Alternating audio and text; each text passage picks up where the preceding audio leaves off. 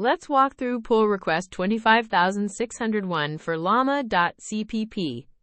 This PR brings Vulkan GPU acceleration to a specialized attention mechanism, opening up faster inference for Vulkan-capable devices. This PR has two main goals.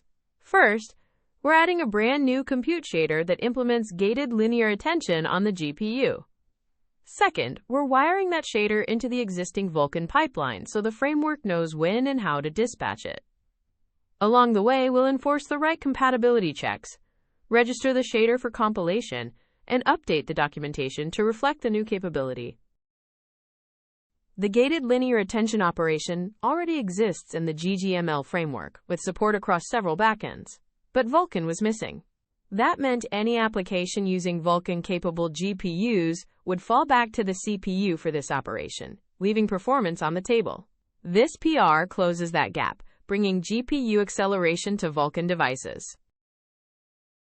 Here's the heart of the change, the new gated linear attention compute shader. It's written in GLSL and designed to run on the GPU. The shader defines push constants for the batch count, token count, embedding dimension, head count, and scale factor.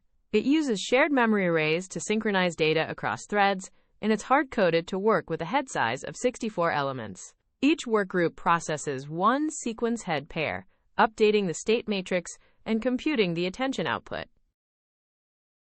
Let's zoom out and see where the changes live. The main work happens in ggml.vulkan.cpp, where we register the pipeline, implement the dispatch function, and add validation checks. The new shader file gla.comp lives in the shaders directory. We also update the shader generator to compile it to SPR5, and we touch the documentation files to reflect the new support. Here's the dispatch function that ties it all together. It extracts the tensor dimensions, number of sequences, number of heads, embedding size. It reads the scale parameter from the operation metadata. Then it maps the GPU buffers, packs the push constants, and fires off the compute command.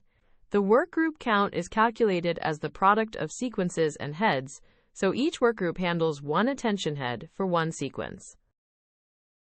We also add a compatibility check. The operation is only supported when both the input and output are F32 tensors, and when the head size equals 64. That 64 constraint matches the hard-coded workgroup size in the shader.